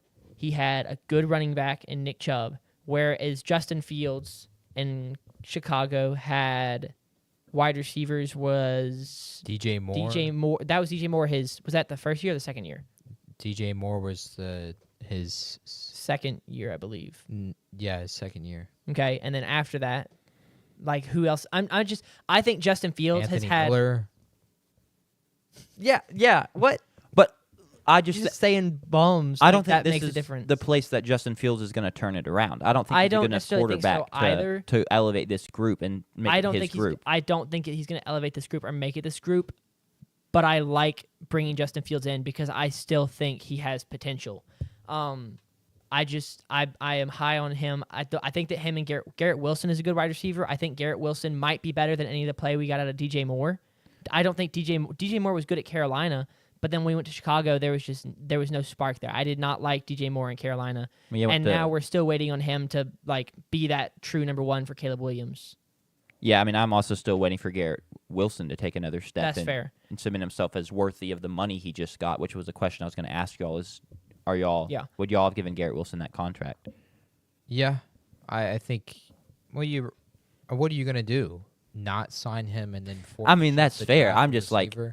if he doesn't elevate his game, that's an overpay. Sure. Which I know he's not. I know it's similar to Justin Fields, though. I think it's more fair for Garrett Wilson to be he's not been in situations to take another step. But yet again, it's Justin Fields, the quarterback, that's gonna help Garrett Wilson take another step. I feel like Justin Fields has been in worse situations than Garrett Wilson has. Okay, But I'm saying I expect Garrett Wilson. I trust Garrett Wilson's talent and his production in the league. I would trust him to take another step before I trust Justin Fields to take another step, is what I was saying. That's fair. Not that his situations has been worse. But I think that I am high on Justin Fields because he was so talented in college, and I think that his situation in Chicago was awful. And I think that his situation in Pittsburgh was not great, and he went 5-1. Sure. I think I just my pushback there would be we've had tons of quarterbacks be great in college and do nothing in the NFL or not be good in the NFL. It's it's a whole different ball game. Yeah. So I think that if I were a GM, I like what the Jets GM. If I were GM, I would still be taking a chance. I would take a chance on Justin Fields probably the next 3 years if I can get him on cheap money. The next 2 to 3 years, just because I don't know why. I like him. You might be a Jets fan. That's what I'm hearing. No, not a Jets fan. I will agree with you. I prefer this move to them starting Tyrod Taylor for Go to get Kirk Cousins. the 17 games, or going to get Kirk Cousins or Joe Flacco, starting someone like that. I do prefer you signing Justin Fields and letting him play ball for a year. Yeah. That you realistically aren't trying to win much. Did you realize they had Tyrod Taylor on the roster? Yeah, that's why. Okay. Said that. I didn't know. I thought you just might have been throwing a name out there. No, that'd have been wild. That would have been crazy. No, I knew he was on the roster. Okay. That's what I'm saying. I would rather start him than Tyrod Taylor. Yeah, that's fair. Continuing with the Jets, they made a ton of other additions outside of Justin Fields this offseason. They were really active in the draft. But their other free agency ads were Andre Sisco, who started a ton in Jacksonville, Derek Nottie, who's second to Chris Jones in terms of defensive tackles in Kansas City, and then Brandon Stevens, who started a ton of games for the Ravens. In the draft, they were very active, getting Armand Mimbu, who people viewed as the best tackle in the draft, a few, not all. Mason Taylor was an aggressive move for a tight end. Thomas, the corner from Florida State, was an addition. Malachi Moore, safety from Bama, and then Arian Smith, who had a ton of drop issues but was still productive for Georgia last season. Their draft and really their offseason additions, again, is trying to find guys that can help the Jets get off to quick success and, more importantly, be able to establish a culture. You know, bringing in a ton of rookies who have played a ton of snaps in collegiate football, I think it's going to help them in terms of building that culture. I don't think there's a ton of development necessarily from these guys that you can find, but in order to get a locker room all surrounded and playing under the same pulse, you need guys that are willing to do that, and you need a ton of guys that have the experience that are capable of doing that. And I think they've done that with their additions in the draft. The offensive line grades out better from a PFF perspective than they actually were last season. And Mimbu is going to start almost immediately at right tackle. They're going to hope Olu Fashanu has a better second season than he did first. And the offensive line is going to have to be productive because this is going to be another rushing team. Outside of Garrett Wilson, there are no receiving weapons unless you consider Breece Hall. And so I expect this, again, similar to the Patriots, to be a ground and pound team with less of ability to play action because I just don't see Justin Fields as a productive play action quarterback. This is a team that's going to have to win games 17-14, stuff like that. But New York is capable of doing that. They've had a top 5 defense from a yards perspective the last 3 seasons, and they keep those key pieces that have produced those defenses, and Will McDonald, Quentin Williams in the interior, Jermaine Johnson, who's expected to start the season, who had off-season injuries, Sauce Gardner, of course, with the re-signing. And then they bring back Tony Adams, who was kind of huge for them from a safety perspective. And so this defense, I still think, is going to be productive. 3 years ago, they were a top 5 defense in points and yards, and in the past 2 years, they were not good from a points perspective. But think of, Aaron Rodgers last season, they were not being very productive from an offense. And so the Jets were in a spot where they were defensively defending a lot of short fields last year, and that's why you don't see the yards being outside of the top 5, but you see the points so high.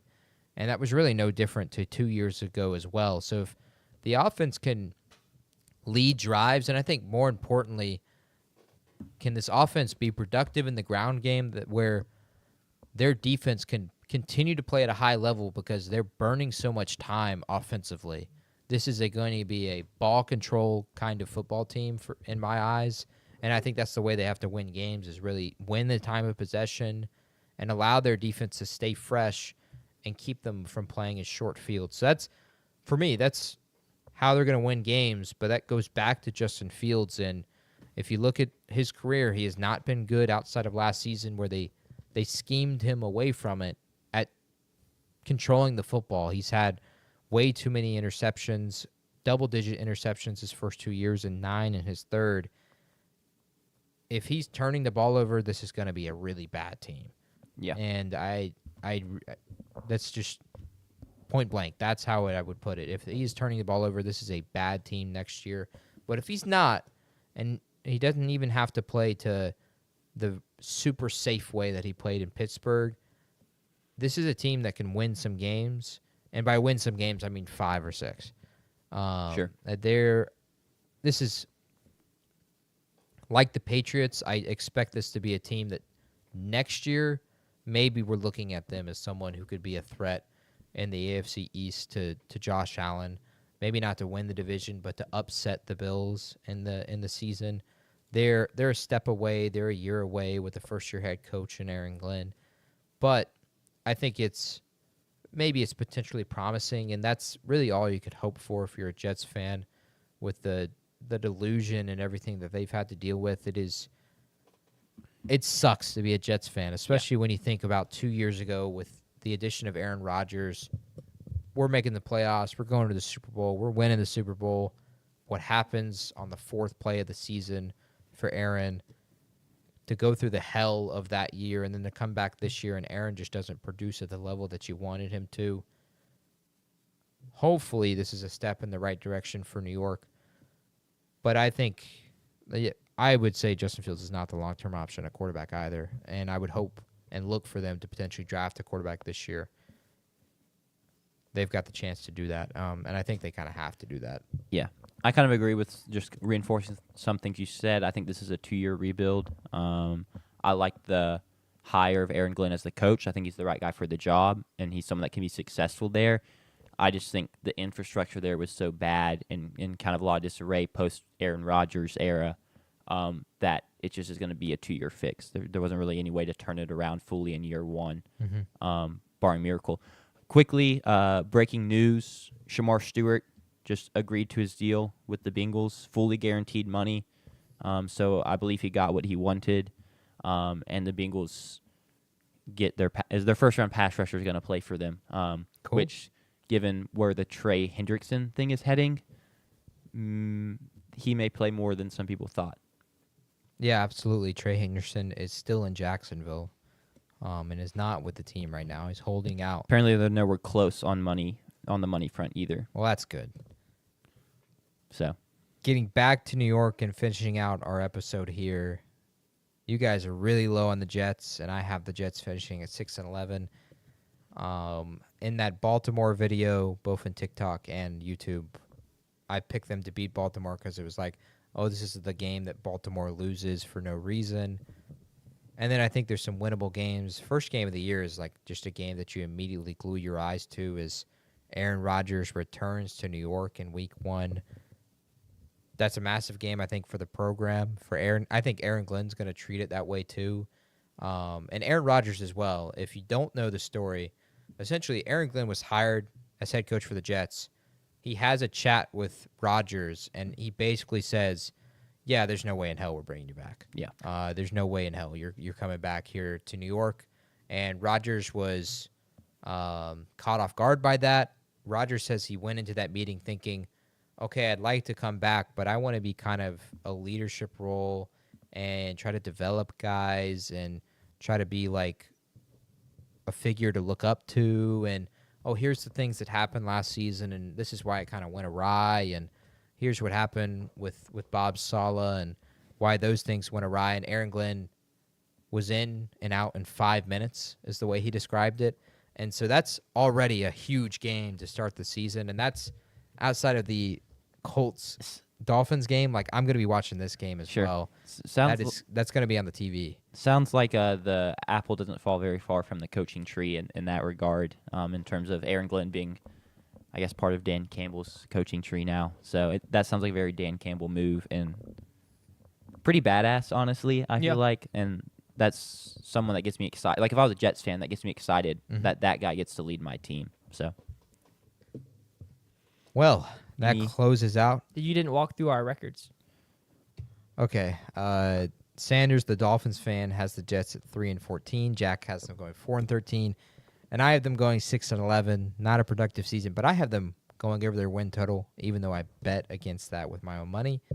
I bet against it because I like the odds. The odds are good to bet on. You don't bet with heart, ever bet with odds. Bet with numbers, percentages. That's how you have a productive betting career as a semi-professional bettor myself. So that finishes out the AFC East. We have Buffalo winning the division at 16-1. The New England Patriots in second at 10-7. Miami at 5-12, and the Jets at 4-13. Buffalo, I would assume, is our number 1 seed in the AFC unless we pick Kansas City to go 17-0 somehow. I think Buffalo is a we pretty picked safe Buffalo to beat Kansas City, right, as a podcast? Yes. So if they both go 16-1, Buffalo would have the tiebreaker. Then yes, it would be. It's actually impossible. That's well said. Well, when me and Sanders both had the It's not- Chargers going Oh, yeah, it is 17-0, impossible. Oh, I and guess then that's the possible. Chargers are 17-0, then when the Raiders, I guess, yeah. Never. Hey, let's just say the Chargers. I would bet the Chargers are a lot more likely to go 17-0 than 0-17. I'm more likely to pick them to go 17-0 than I am to pick them to go 0-17. Okay. Okay. Grass is green. Sure. Yeah, so the Bills are number 1 seed in the AFC unless the Chargers are 17-0. The Ravens are the 2nd seed right now. We'll see how the AFC West finishes. I would assume our 3rd seed is potentially coming from there, although we did have the Texans 13-4 as a group, even though no one picked them to win more than 11 games. But that's kind of how the cookie crumbled. That finishes it out for the AFC East. We will be back on Sunday for the NFC West. Before we return next Wednesday, we'll be back on a Wednesday, and we'll have probably our biggest episode we've had since the NFL draft. And I can't wait for that. I'm sure there's going to be a ton of prep work. I've already done the prep work myself, so I'm curious to see what Sanders brings to the table. What show is this? Jack as well. It's the AFC West. Okay, that's show. what I What thought. they bring to the table from a statistical standpoint. Are they going to show me Justin Herbert playoff stats? Probably not. They're going to look past that for whatever reason. Small sample size. Will they show me Geno Smith playoff stats? Maybe. Will I care? No. But I'm very excited for that episode. That's Me going to too. be very heated. Yeah. We we may have to do debate style. Each person's only allowed to talk Yes, for a minute. that back would. and forth. I think that's the best way we can do that. I think we just have a 30-minute debate on Geno Smith and Justin Herbert or something. That'll be fun. When we get to once we make our picks, JP, you can go ahead and think about this. I'm going to ask you what the record would be if the quarterbacks were reversed. Okay. I think that'll be an interesting exercise. I think you should put him on the spot for that. But No, I'm going to give him. No, I got to think about it, and I got to Yeah. see how the teams. He look. might have just been like, I can't answer that question. So now he has okay, to prepare. sure. I'm just like I feel like that's a pretty. And when easy he on the answers, fly we question. can tear his answer down. I know how Maybe I'm not. feeling. We'll see. We'll see what he says. I Now know that what- you've asked me, now I can bring data to the table to tell you I why. I don't feel like that's the most. Okay. But it'll be interesting. Next Wednesday will be AFC West. We have NFC West on Sunday in 2 days. Yep, AFC West Um, Wednesday, and then we'll start college stuff next Sunday Correct. Next Sunday we'll start That our might college be- stuff, and that there's a chance that's our first episode in the new studio. in the new studio. That's what I was thinking. We shall see. But we look forward to seeing you guys on Sunday. For all of you guys that made it through the episode, hit the like, hit the subscribe button, Facts.